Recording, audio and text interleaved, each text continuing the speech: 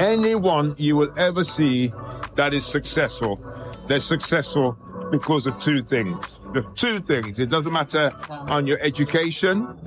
It doesn't matter on the color of your skin. It doesn't matter on your background. Any successful person that you will ever see, they're successful because of two things. So you look at them and the two things. First thing is that you have to be ruthlessly focused. And what I mean by that is that a lot of people's lives are full of things that really do not matter. And the only time people tend to realize that is if they're sick, if they're ill, if they have a bad illness, they get rid of all the stuff that they worry about and focus on what matters. So the most important thing, one of the most important things, is to be ruthlessly focused.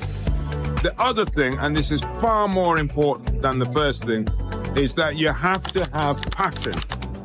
And the reason why passion is important is because it defies reason, it defies logic, it doesn't make sense.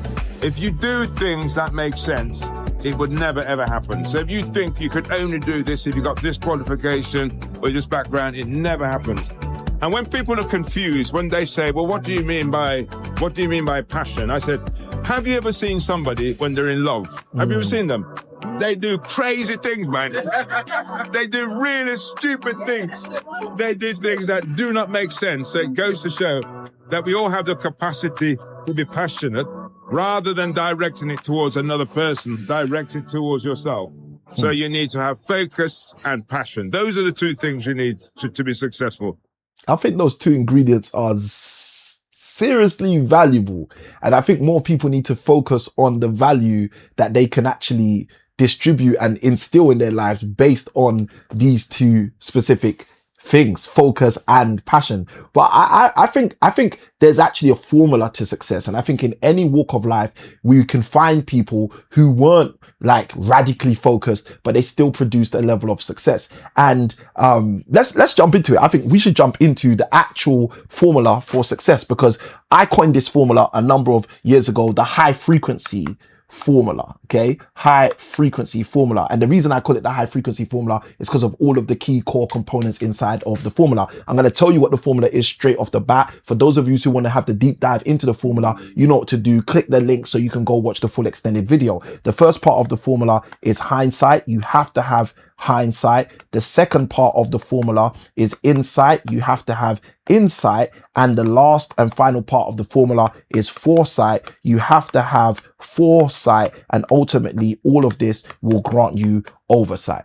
Now, if you want to understand how I first discovered this formula, because yes, you need to be radically focused, and yes, you do need to have extreme passion. But the reality is, if you're radically focused on the wrong thing, or if you have extreme amounts of passion, like it was shared, the black farmer shared, if you have extreme passion in a relationship, that's not going to create success in your business. If you have like deep passion in your health, that's not necessarily going to create you success in your wealth. So how do we bring this all together? How do we make it make sense? I'm going to tell you how we make it make sense. We make it make sense with the formula known as the high frequency formula. Now, you might be asking yourself, Samuel, how did you discover this high frequency formula? This sounds a little bit different. I'm going to explain to you exactly how the formula works, but I'm going to first share with you how I discovered this formula. I literally discovered this formula out of the good pages of what we call the good book. Yes, you heard it here first, literally out of the pages of my Bible. Okay, and so that means this formula is in your Bible too. Now, I first discovered this formula when I was studying the life of an interesting individual. His name's David. David wrote many of the Psalms in the book of Psalms, right? And when you study David's life, there's a specific incident which taught me exactly about how to have the keys to be free, which is what I call the formula to success, the high frequency formula. Now, in this particular part of the story, David is going to a battle. And when he gets to this battle, what's happening is you've got the Philistines fighting the Israelites, right? Inside of this story. And King Saul, who's the king in charge of all of the Israelites, right? He's kind of a bit frustrated because the Philistines have brought a giant, you know the giant's name, Goliath, right? And Goliath is literally ridiculing, mocking, making a muck of all of the children of Israel, basically saying, listen, who do you want to send to fight me? Whoever you send, I'll take them out. I'll take them all, right? And David shows up and David says, listen, I will fight this giant. Okay. And he ends up getting asked to go and have a meeting. David ends up having this meeting with King Saul because King Saul's in charge of the Israelites about him as a young man going to fight Goliath. And King Saul asks him, you know, are you sure you're ready to fight Goliath? And this is where the high frequency formula in my life for the first time revealed itself. David says some extremely powerful words to King Saul. The first thing he says, and again, if you're not ready, like, I want you to think about how much of a story of success this is. This is a young boy defeating a giant. If you know the end of the story, spoiler alert, but that's what happens, right?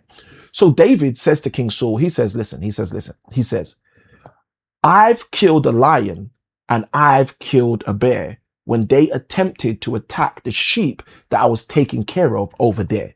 So David starts by telling a story of what he's already achieved in his past. He tells a story of similar battles that he perceives are the same as the battle he's about to face. Okay. And what is this? Well, in very simple terms, this is the first part of the formula. This is David expressing his hindsight.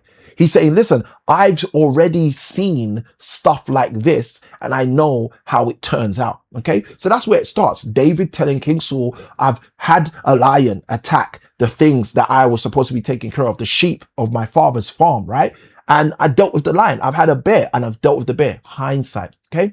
Then the next thing is he then says to King Saul, he says, so this uncircumcised Philistine, I'm going to take him out. Now, what does he mean? What he means is David started to shift into the second part of this formula. David's now saying to King Saul, I have some insight. The insight I have is that he doesn't have a relationship with the living God like I have a relationship with the living God. He's not walking in the right way, under the right precepts, under the right practices, with the right principles like I'm walking with the right precepts, practices, and principles. So David was moving from hindsight, this is what I've done before, which is similar to this chore, to insight, this is what I see inside of this situation we see, okay?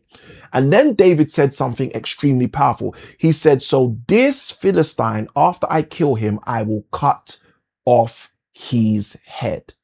So what David was able to do, yes, I'm not disputing the fact that David must have been diligently focused, and I'm not disputing the fact that David must have had an extreme passion. But what David actually did by talking about the fact that he'd killed a lion and killed a bear, by talking about the fact that this uncircumcised Philistine was going to get torn out of him, and then by declaring the fact that when he destroys this Philistine, he's going to cut his head off, he tapped into the third part of what I call the high frequency formula. He starts to talk about the fact that this is going to be the outcome when this Philistine is overcome.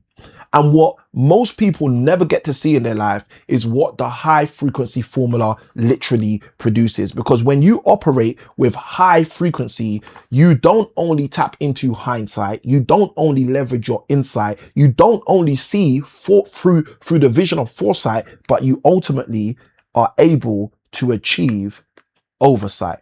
Oversight of your situation, oversight of your scenario, and oversight of your setting. This is exactly how David was able to achieve a extreme level of success over the giant we know as Goliath. And the reason I wanted to share this with you is because I think the Black Farmer is completely right. I think you need to be extremely focused. You need to remove distractions in order for you to take high levels of action. And you also need to have a high level of passion. You need to be passionate about it so that you don't go around trying to doubt it. So you do need those two ingredients. But if you have those two ingredients and you laser focus that passion on the wrong thing, then unfortunately your success will never sing. But if you decide to take me up on this opportunity and grab the high frequency formula, where in the next battle you're facing, in the next opportunity towards which you're racing, you decide to implement hindsight, you decide to pull on your insight, and you decide to declare your foresight,